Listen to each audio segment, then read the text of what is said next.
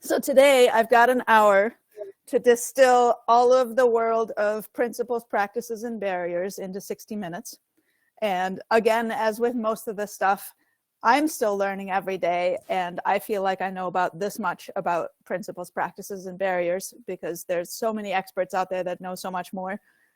So it's okay to feel like you don't know what you're doing, and just absorb what you can and become conversant and inspired, right? That's really the goal, for you to become messengers and to help other farmers that you're working with to be interested in this stuff and to do the learning that they will need to do. So what we'll talk about today, principles, practices, barriers. I'm going to come back to the 4 soil health principles that we touched on yesterday. And we're going to dive a little bit more into those principles. So what are those principles? Hold on a sec. I'm not quite seeing the right screen here. There we go. Okay. So minimizing disturbance, we're going to talk about why it is that we want to minimize disturbance and what is minimizing disturbance. What does that even mean? Maximizing soil cover, maximizing biodiversity, maximizing continuous living roots. What that means and what that means about adapting to context, adapting to the farm, adapting to the unique system. We're going to get into a bit of that today, and there's a whole world beyond that. So we will just kind of touch on it, but hopefully give you the basics so that you can have that conversation with the next landowner that you walk out on a farm with. Now, as you will hear from Stan, optimize is maybe a better way to talk about disturbance and soil cover for grazing systems. I will let him get on depth in that to whatever extent he's planning to. But the key message here is that in particularly our annual cropping systems, there's way too much disturbance and way too little soil cover, biodiversity, and continuous living roots. Now, with grazing systems, we're a little better off, and I'll talk about that. But there's still a lot of opportunity for improvement. Now, why is it?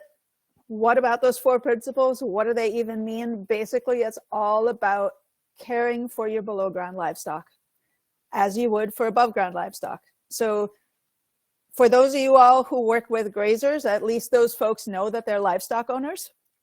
Most crop production folks don't know that they're livestock owners, but everybody's a livestock owner. If you have a potted plant, you're a livestock owner. If you have a backyard, you're a livestock owner. Your livestock are just, in some cases, very small, right? And so the 4 soil health management principles are all about taking care of your below ground livestock. They have 2 basic needs. They need a home. That home needs to be protected so that they have good soil structure. They have access to water, but not too much. They have access to air, but not too little, right? They need all of that. So we need to protect their home to be a nice solid home that they can do what all of those organisms do best. They also need food. So we need to feed our below ground livestock a diverse year-round diet. We can't just starve them for 6 months out of the year. And that needs to include all of the energy and all of the nutrients that those organisms need. So that's in a nutshell what those 4 soil health management principles are about. And that's why they need to be a bit adapted depending on whether somebody is an urban grower on a couple of square feet or whether somebody has 40,000 acres of rangeland in New Mexico, right? Those are very different scenarios, but I would argue that the principles hold for all of those scenarios, but the way that you adapt those principles on the ground on a particular farm, there's a lot to unpack there, and that's the part that all of us will continue learning and none of us will ever know it all. Now, if you want the amusing color book version of soil health management principles, we did put out Mighty Mini Microbes Tale back in, I forget exactly when it was, in the sometime after 2014 when I went to headquarters to run the soil health division. And that publication is available for free, so you can go ahead and download a PDF. And I believe you can still contact NRCS and they'll send you some paper copies. So if you've got kids or if you're a kid yourself and really enjoy some coloring, I welcome you to find that because it's kind of fun and to pass it out to folks who might enjoy it. But back to our principles, right? So we're trying to feed diverse, continuous stuff to our microbe friends. And that means carbon sources, energy, and nutrients. So when we maximize living roots, the reason that's important is because living roots are continuously growing, and that means they're continuously putting carbonaceous, nutrient-containing, energy-containing stuff into the soil. And that's where the photosynthetic stuff that all that underground livestock needs, that's where that comes from, is it gets photosynthesized by the plant up above ground, using sun's energy, using CO2, and then that gets translocated down into the roots and out of the roots into the soil. And so we want to maximize living roots, both quantity in the soil at any given point, and maybe more importantly, consistency in there being living roots growing year round. Now, annual production systems have a big challenge there because a lot of farmers are not even cover cropping. So there are these large times of year where there's nothing growing unless you've got some weeds. In our grazing production systems, that is not as much an issue. There are generally roots in the ground, but as you will learn from Stan and Richard today, there's a lot you can do to stimulate that root growth so that those organisms are getting that diverse, sufficient diet that they need. When we're talking about maximizing diversity, for grazing systems in particular, we're talking about diverse forage plants. For annual systems, we've got so much monoculture and not really any animal integration. You can just imagine the vast difference already between an annual production system that grows nothing but corn versus a grazed system, even if it's poorly grazed, and then going all the way to a really well-grazed system. There's a big difference there. A good analogy for maximizing diversity would be, okay, well, do you want to have just the burger bun, right? That would be one heck of a diet, just, white bread every day. Or do you want that standard burger? Or, well, some prefer to have the turkey burger, and some prefer to have the bean burger, and some prefer to have lettuce and tomato galore, and some prefer to maybe also have some onions, right? You want a diversity because all of those organisms that are in the soil are different from each other and very numerous, and they eat different things. And so different microbes will do better with different things being available. And of course, there's the whole food web where if you have enough of one microbe, then that means the other one can eat it, right? So we want a huge diversity, and there's a lot more we can do with grazing systems than we can do with annual production systems in a lot of cases. So lots of opportunity to feed diverse materials to our livestock. In terms of protecting habitat, we're really looking at protecting those aggregates, making sure that the rain doesn't just slake them apart into a muddy mess, making sure that there's not enough traffic and disturbance, whether that's grazing traffic or machinery traffic or tillage traffic, right? All of that kind of disturbance. We need to make sure that we don't break up those aggregates because those are basically the bricks of the house. We want those rooms to stay open. We want those pores to stay open, and that means we have to have stable aggregates. So good structure that allows for water and air to be maintained at adequate levels for all those organisms. And also there's a lot to temperature maintenance, particularly in hot climates. If you've got adequate soil cover and you've got adequate minimized disturbance, then if you have a really hot day, the rest of the soil, the soil will stay fairly cool. It'll stay a good temperature for all those microbes. But fields have gotten up to 120 degrees, 160 degrees Fahrenheit if they're just bare fallow fields on a hot summer's day. So that's not a temperature that I would want to live in. That's not a temperature that most of these microbes would want to live in. So those are the basics, sort of talking about the principles. Now you'll hear me talk about soil health management systems, and there's a lot of talk about soil health management systems at NRCS and the various partners that NRCS has worked with, and we at AFT talk about soil health management systems. What is that? We defined it as a collection of management practices that focus on increasing soil carbon levels and improving or regenerating soil health by addressing all 4 soil health management principles, right? So the idea is basically you build a system of practices that addresses all 4 principles. That means that the approach of one management practice only is one to definitely question. Sometimes people will ask you, well, which one is the best management practice? And I always respond to that with, well, it depends on what system you're in and what works for that system. And there are a lot of different practices that can be used to address these principles. So some years back, when I was still at headquarters directing the Soil Health Division, we put together this, this technical note that is linked right here. And we basically listed out the main conservation practices that NRCS has that contribute to the soil health principles. Now, that doesn't mean that there aren't others that can also be added. Also, we're missing 338, the new soil carbon amendment practice standard that allows for application of biochar and other soil organic amendments. But this kind of gives you an overall idea of each practice standard helps address certain principles. And some of them are more comprehensive than others. So for example, pest management, kind of helps with the chemical side of minimizing disturbance. Nutrient management helps with the chemical side of minimizing soil disturbance. But some practices like conservation cover and cover crop and forage and biomass planting and prescribed grazing are kind of the kings of all these practices. They really kind of address a lot of principles. And so depending on what system you're in, if you're in a grazing system, gosh, that's fantastic because you plant forage and biomass crops and you do prescribed grazing, and well, if you do it right, you've got all your principles covered. Now, how to do it right and what that means and what kinds of things to look out for, that's going to be the content for both Richard and Stan's talks today.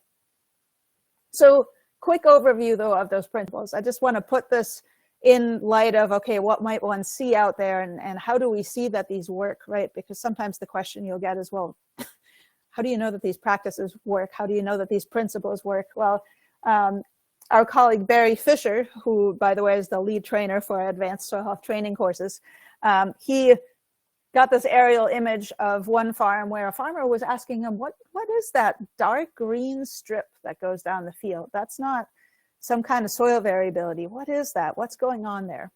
Things are growing a lot better there. So this is an aerial image of a cornfield in the middle of summer when things are growing well in some parts of it, but not in others.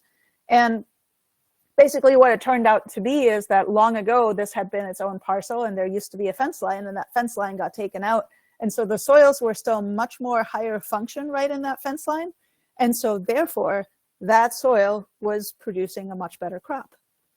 Now, why was that happening? Well, because very shortly ago, the soil health management principles had all been in effect. And so that soil there was still much more resilient. It had been built up to a higher level because for many years, that fence row had maximized biodiversity, maximized living roots all around the year, maximized soil cover and minimized disturbance, right? Those are all the things that you have in a fence row.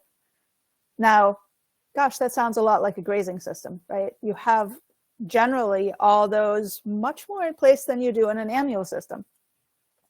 So in an annual system, right, cornfield, here's a field of a farmer who is practicing cover crops and no-till and several other things and is doing really well. And here's the field next door, same climate, same soil type, same weather that year, cornfield, but you can really see the difference between these two cornfields, and that's based on management.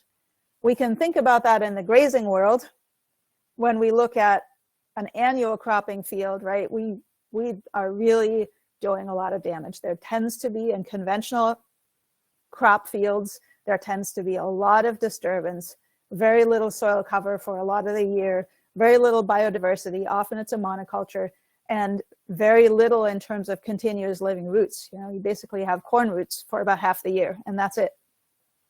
You go to a grazed system, if it's kind of poorly grazed, you nevertheless have less disturbance than you did in this scenario. You have much more soil cover because that soil cover is generally there year round, unless it's a really muddy field where nothing's growing anymore.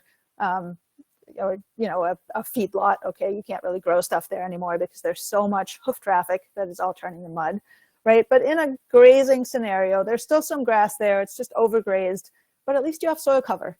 You have more biodiversity than you did in this field. You have more continuous living roots than you did in this field, but there's still room for improvement. With adapted grazing, much better grazing than sort of an overgrazed, continuously grazed scenario, you can get to much better growth because you're really optimizing disturbance and soil cover and maximizing biodiversity and living roots. So those are some visual examples of those principles. Now, we can talk about principles, but then we also want to talk about practices. And I'm going to zoom kind of quickly through the practices because most of them are applicable to annual crop production, but they're sort of a practice that really kind of captures everything that's called prescribed grazing. That's the whole grazing world, and Richard and Stan will talk a whole lot more about all of those nuances. But when we're talking about protecting habitat, right, minimizing disturbance, maximizing cover, what are we talking about there, right? We're talking about minimizing disturbance, which means physical disturbance, so tillage, grazing compaction, heavy equipment. Also chemical disturbance, non-optimal fertilizer, pesticides, or organic amendments or other amendments of any sort. Biological disturbance like overgrazing, non-grazing types of systems like fallow systems, monoculture plant communities, that kind of thing. And so there's a lot of potential to really lose habitat and lose soil structure here.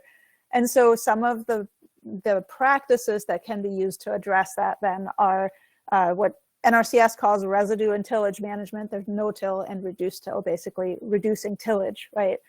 Conservation cover, nutrient management, integrated pest management, prescribed grazing, right? Those are all practices that can help reduce the various forms of disturbance.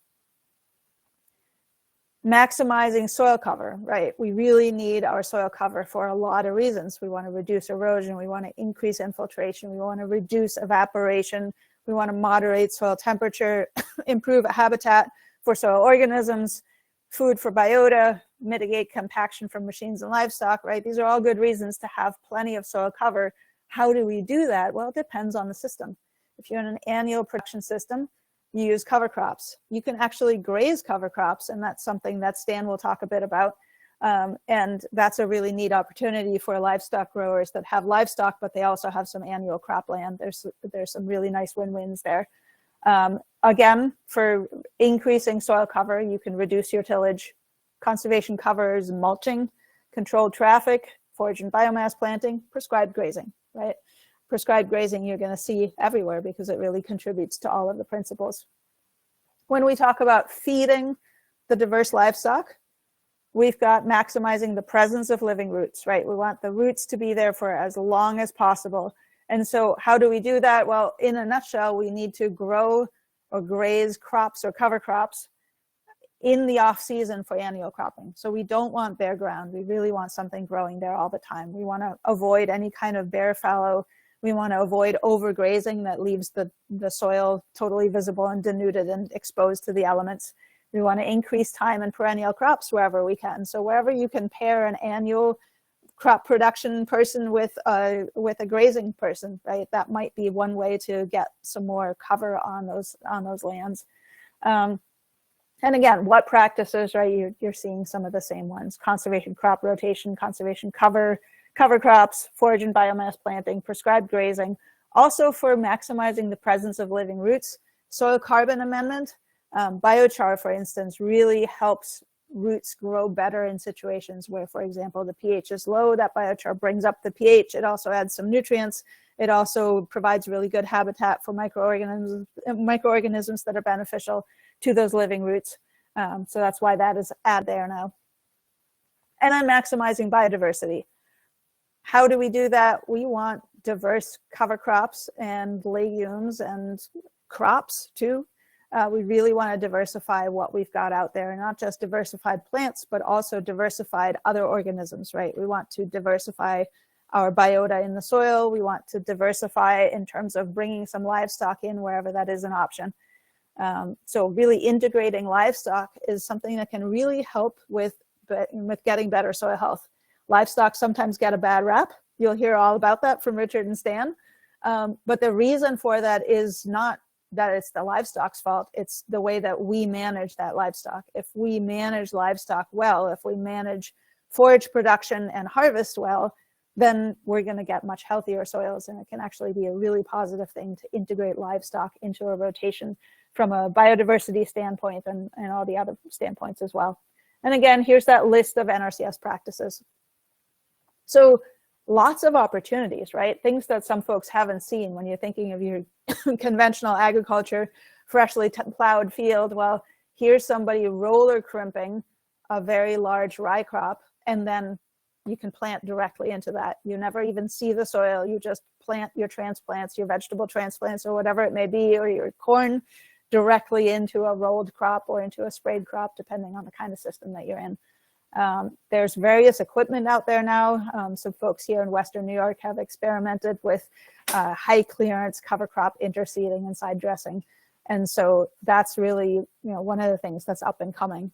Lots of exciting things happening in that world. There's a lot of diversity in cover crop opportunities. Zone till equipment has really taken several steps. It used to be very difficult to do no-till. There were a lot of hurdles to overcome, but the equipment has improved so much that people can really zone till very effectively, which means you disturb just a small slot that the seeds get planted into, it gets firmed up around, and then the rest of the field is left not disturbed. And then biochar is really kind of up and coming. A lot of people haven't heard of it, or have heard of it sort of as the silver bullet, woo-woo, does it even work? But no, there's really actually science behind biochar being a really great tool in the toolbox. And all of those practices can be integrated into grazing operations and vice versa. So really kind of bringing our livestock back together with our annual production is something that I see as a high potential benefit that we really need to work towards. I'm not going to talk much about poor pasture management versus healthy pasture management. I'm going to leave that to Stan and Richard, except to say, gosh, there's a lot of impact from poor pasture management on soil health, right? We get uneven fertility, we get poor productivity, we get weeds, we get poor quality pasture species and therefore less feed. We get compaction and erosion problems. Grazing can be a really significant issue for the environment if it is done poorly. But when grazed well, when you allow the forages to fully regrow and you have adequate rest periods, it means that you're distributing manure very nicely without having to use a bunch of diesel fuel to get it out there. You're distributing nutrients really well and giving really good feed to those underground livestock that really need that because they love manure. They love having access to those nutrients when they're coupled with carbon. And so you're going to get better aeration and better aggregate stability. You're going to alleviate or prevent compaction when you do it right and tackle some of the temperature and moisture issues. So lots of opportunity when done right. How do you do it right? That'll be Stan and Richard in a little while. So I wanted to bring back this upward spiral, right? Our win-win that we're trying to achieve. We talked about this yesterday. If we increase biodiversity, increase rooting, increase soil cover, decrease disturbance, we're going to bring our soils to higher and higher levels of soil function as all of those practices start to influence the way that the soil functions. And that function basically builds on itself, right? If you're building up aggregate stability, you're no longer going to lose all that water, so your crops are going to grow better, et cetera, et cetera. And we talked about that yesterday, so I won't go in depth now because I want to leave some time for other things. Tomorrow, we're going to talk about taking your soils to the doctor. And just in a nutshell, I want to bring this in here for a moment because it ties into what we just talked about, right? Ideally, we want to improve awareness of soil health and its benefits and opportunities. And with soil health assessment, what that does is it really helps us understand and diagnose constraints or resource concerns that we'll talk about tomorrow. And we want to do that beyond nutrient limitations and excesses, which has been very common. We want to really look at what are those physical and biological constraints that a soil is showing. And then how do we target management practices in a way that fits for that operation to really alleviate the identified constraints so that we can feed and shelter that underground livestock that all of us have. So that's a bit about principles, practices. I want to get into barriers in the remaining half hour, but I want to take a moment and see whether there are questions, whether there are any key concepts that are popping out at you. Maybe we can have 5 minutes or so of discussion, and then we'll go through some barriers to adoption, and then we'll have a bit more discussion. So any questions out there right now?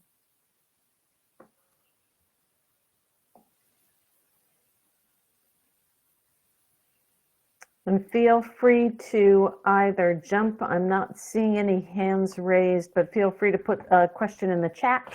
Actually, now I am. So, Aline, and then Lisa. Hi, I'm sorry I can't turn my camera on due to internet stuff, but I thought that on a previous slide you had listed a field being fallow as a form of disturbance. Did I misread that, or can you elaborate? Yes, I think I had it under disturbance. It is certainly going to be damaging for biodiversity. It's going to be damaging for soil cover. I could zoom back through. I don't know whether I had it listed under disturbance. But if you have a fallow field, you're really going to be damaging the habitat and damaging the ability to feed microorganisms, because there's so much of that time where now there's not living roots growing and you don't have that soil cover, and you're really not supporting those soil microbes in a way that is really needed by them. I think, yeah, thank you very much for that. I think I had a working definition and maybe not a proper definition of fallow. I'm thinking of fallow as like an old field where it's grown up and there are grasses and other, I'm thinking of it. So right. You're saying like exposed soil and it's empty. And that's like the formal definition? Okay. Thank you. Good clarification. That word is used in probably both ways out there, and so that can be confusing. So I should have clarified that.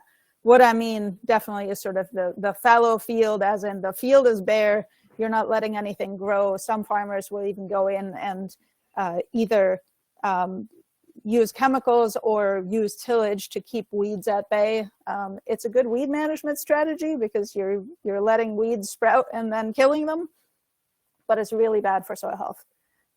So yeah, that was what I was meaning. Now, if you have a fallow, as in you have an old fallow hayfield and everything's growing under the sun, you might actually have a really great soil health management system there. So that's a whole different story. Thank you for clarifying that. Great, thanks. So let's go to Lisa Hine and then Alicia Trexler. Yeah, hi. So I live in Iowa, and big ag country out here. And this is probably more of a comment than a question. I really appreciate the presentation. It's very clear and it's really cool. I think the challenge we have is credibility, because farmers listen to ag dealers and farm organizations and things like that. So maybe this will be a conversation that we have throughout the course of the next couple days, but I think that's one of our biggest challenges here. And tying back to the slides, I really appreciate how it's laid out and very clear. Maybe it's something that could be part of our education and training.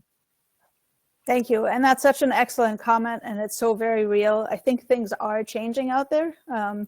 Back when I was at USDA, there was a state con who was really pushing soil health, and we went from almost no soil health work in Iowa to there being, I think, 4 area soil health specialists that NRCS had.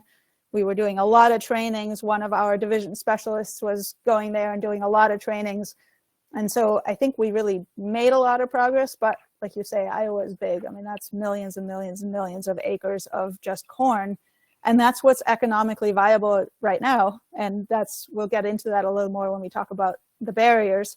And so, yeah, I mean, the ag retailers have a lot to do with it. We do have that project. I don't know if you were there for my presentation yesterday. We do have a project with Land O'Lakes, Truterra, and we will be working with ag retailers to really help them understand soil health so that they can integrate that into the way that they do business. So we're hoping that we can really kind of catalyze some impact by working through that system to change the paradigms within that system to one where soil health management systems can be part of that toolbox, where it's not all about selling product, but where it's also about selling knowledge, selling understanding, selling services to help farmers be resilient and productive in the long run. Great, thanks, Bianca. That was an excellent question. Alicia, to you. Hi, I'm Western Pennsylvania, and you were talking about a concept of incorporating grazing in, and if I was hearing it right, with traditional cropping as well. And that concept, thrilled on that concept, and I didn't know if we were going to go into more details on the steps of how to get your standard corn alfalfa person to incorporate some livestock on those fields, or are you talking about them as next to each other? I think there's kind of models all under the sun. You know, there's a lot of potential options. We have a project in Virginia led by Jacob Gilley, who's AFT staff, working with a lot of folks in Virginia, and we're piloting this approach of pairing somebody who grazes livestock with somebody who grows annual crops and is interested in integrating cover crops, and making the match of, can we get that livestock onto those cover crops and basically have both parties benefit from that exchange. So that's one model. Okay. There are other models where a farmer might take on livestock production, but not every farmer wants to have above ground big livestock. That's a whole other world, right? But yeah, there's a lot of opportunities to pair in one way or other. And it's a space that I think is ripe for more exploration, because there would be a lot of benefits, soil health wise, economically, resilience wise, in making that happen more. Cool. Thank you. Bianca, one last question that was put into the chat from Tessa Dowling, who asks, what role, if any, does planting native plants play in helping the micro communities? That is a great question and not my area of expertise. I do see that Stan chimed in and said that some non-native species can detrimentally affect mycorrhizal fungi, bacteria, and archaea communities. Stan, I don't know if you want to speak up and say a few more words about that. I think you work with native species a lot more than I have. And Stan, you're on mute. Jamie, I don't know if we need to unmute Stan.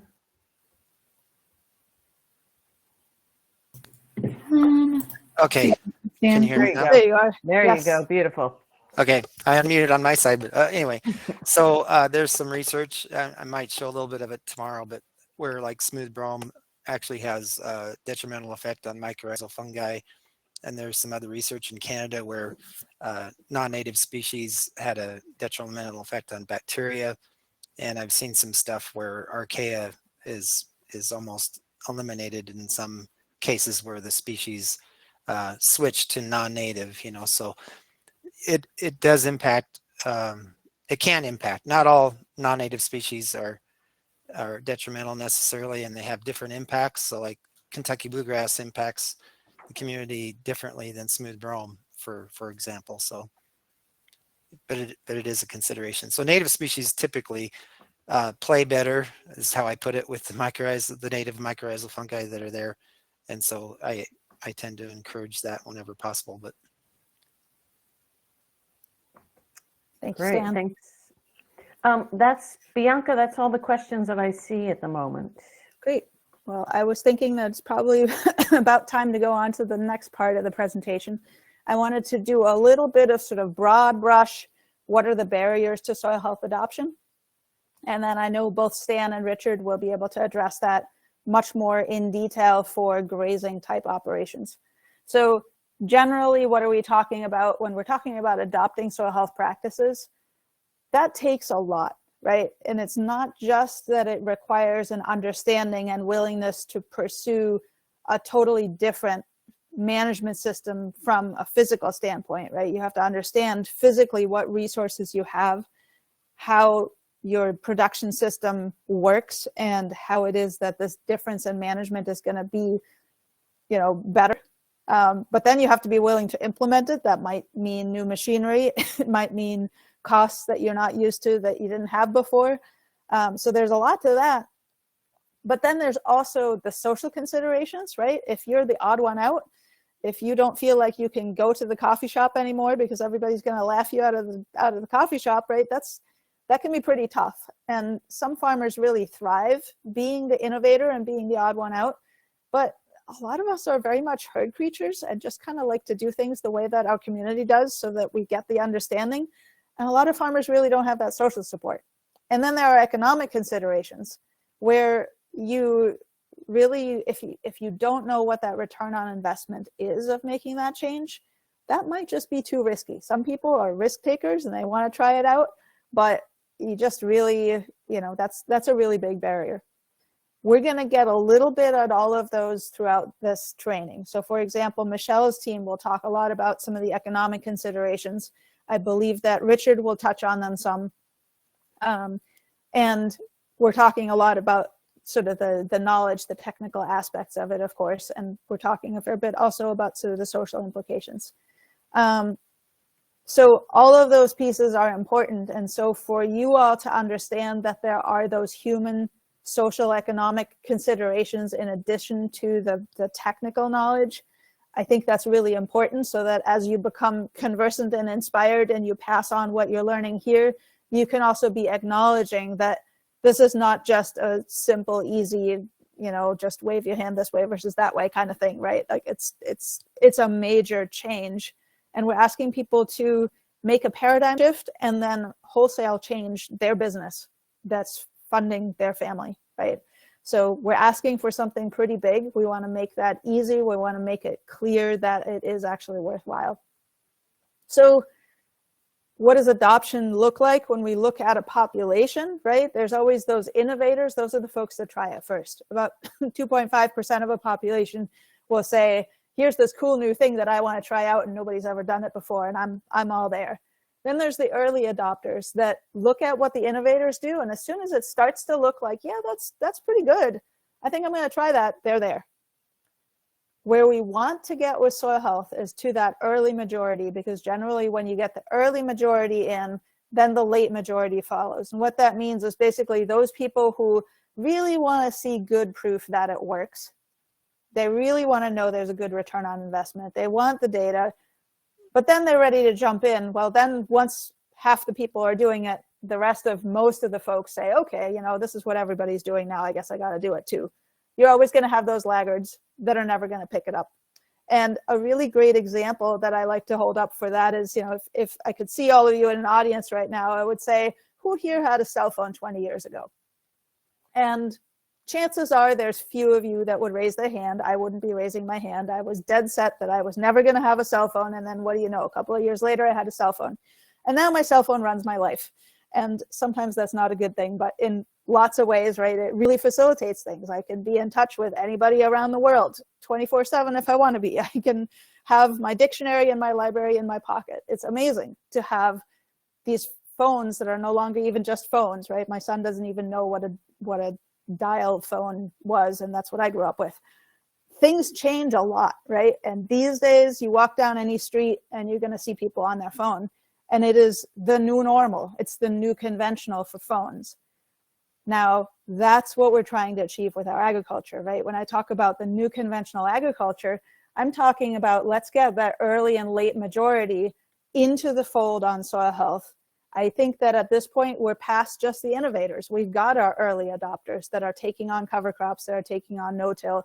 For biochar, we're definitely still in the innovator category. A couple of these other practices, we're definitely still there. I'll let Richard and Stan speak about where we're at in terms of really good grazing practices. But we're not really at early or late majority yet. We don't have a new conventional where there's just a few laggards that are still doing it the old way. But that's where we're trying to get to. So what are the stages of adoption? First, somebody needs to gain awareness. And I think this is where you all can really play the biggest role, is to help farmers become aware that there's all these amazing win-win options that they really want to be pursuing. Then you can help fuel their interests. So if, for example, you are doing field days or you're thinking about doing them as part of your soil health action plan, right? You might fuel their interest by bringing the right speakers, by telling that farmer as you're walking their field with them, hey, we're going to do this field day. I'd really like you to be there. You've got some interesting things going on. Do you want to present? Or whatever that might be, right? Bringing farmers to that, helping them evaluate, connecting them with the right resources that they can safely, maybe on a backfield, try out something new so that they can understand how it does and doesn't work, tweak it safely, so that then as they're trying it out, they can get to a point where they really feel like, wow, this really works. I think I'm going to do this more. I think I'm going to do this on my whole operation, right? And that's where you get to full adoption, is when somebody has tried it out enough that they feel confident that this is the new way for them. So some barriers to adoption, right? Broadly, in a nutshell, what are those? There's social or psychological barriers, there's technical barriers, there's financial barriers, there's probably a lot of other barriers that I haven't even listed here. When we're talking about social, psychological barriers, we're talking about that paradigm shift, right? Going from I'm doing things the way I'm doing them because it makes sense, or because that's the only way that I know how, or that's the only thing I'm willing to think about, to, gosh, there's these other options. Why should I do that? Okay, now I have good reasons. That's a pretty big mental shift. And that shift has to happen, and I would argue it can only happen by somebody engaging with the ideas and understanding why it matters. They're not going to just do it if they don't have an understanding of why that would be better than what they're doing right now. And so broaching that has to be safe. It can't be a situation where they're feeling like they're not respected, they've been doing everything wrong all the time. I mean, maybe some people change that way, right? But ideally, we go the inspiration route that tends to leave people more energetic and ready to tackle new things. There are some other barriers like landlord-tenant relationships. We work a lot with non-operating landowners, helping them understand why soil health matters, because that way they can put it into their lease, or they can talk to their farmer that is renting their land about it. Often there's a lack of land tenure for a farmer who's renting, and therefore they think of it as, well, if I build up soil health, it's not mine, right? So that's not really valuable to them. There can be a lack of community support if everybody's still doing things the same old conventional way. Not having that social support can be really difficult for a farmer. Also, some farmers have tried it, but not with enough guidance, right? There's still not enough technical advisors out there, which is part of why American Farmland Trust has multiple projects in the Partnerships for Climate Smart Commodities. We're really tackling that angle of there need to be enough technical advisors. That means we need to catalyze there being enough of those. That means we need to train influencers. We need to train people who will then go out and train more people and be there as that sounding board, so that we can help those farmers who are trying something out recover from those failures, or we can help prevent those failures from happening in the first place. Risk aversion, right? That's a big one. If you think this thing that somebody's telling you to do is really risky, you're not going to do it. So a really good way to start is to say, okay, well, you've never had cover crops before. You don't even know how they grow. Well, you might want to plant some on an acre in that field back there. That way it's very low risk. It's just this interesting new thing that they might try out. Or going to a field day and learning from a fellow farmer who's got the same system, except they're doing cover crops and they're doing it successfully, and they've got really good things to say about it. That helps address the risk aversion. Also, understanding more about the economic benefits. That's something that Michelle Perez and team are going to talk about more. There's a lot of economic benefits, and we're starting to have a much better understanding than we did even 5-10 years ago. Technical understanding is a big deal, right? Really understanding the soil and plant processes and how it is that management influences that, and how to successfully actually change that system. That can be pretty difficult, right? If you don't have background in cover crops, you don't just go throw a cover crop out there, because you might have some serious downfalls, and it might actually make you lose hundreds, thousands, tens of thousands, hundreds of thousands of dollars, depending on the size of your farm, the size of your trial, right?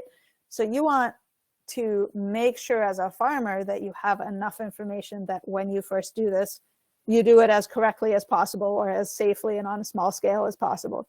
And then having a peer network of other farmers who are also experimenting and who can share their challenges and share their successes can be really beneficial for farmers, because farmers listen to other farmers, and really having people that are sounding boards for that technical aspect of, how do I need to adjust my planter so I can plant that cover crop?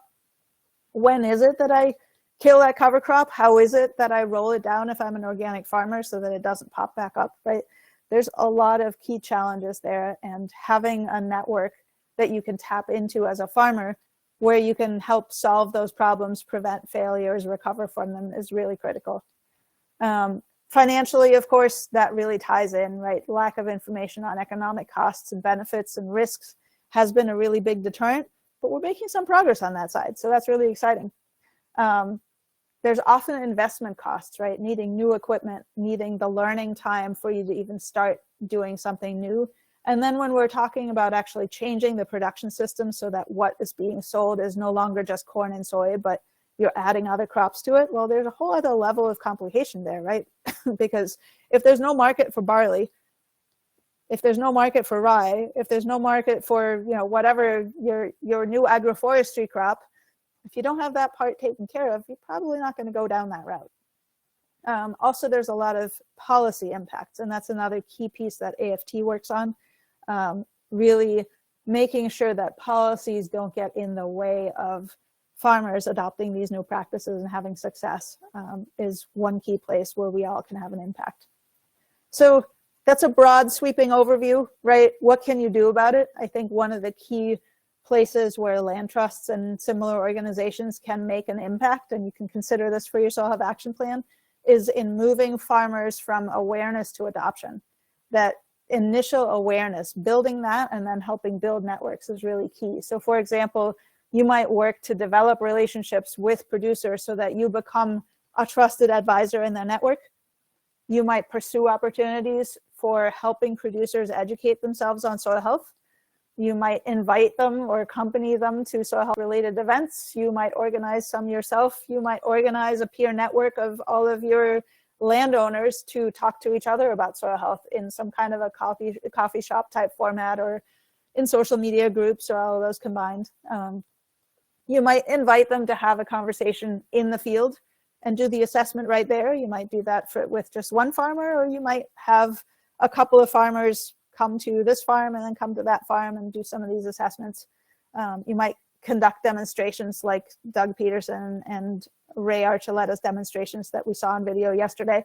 You could do those at field days. You could do those at auctions, at fairs, at people's farms, right? There's a lot of opportunities to kind of get into the awareness piece.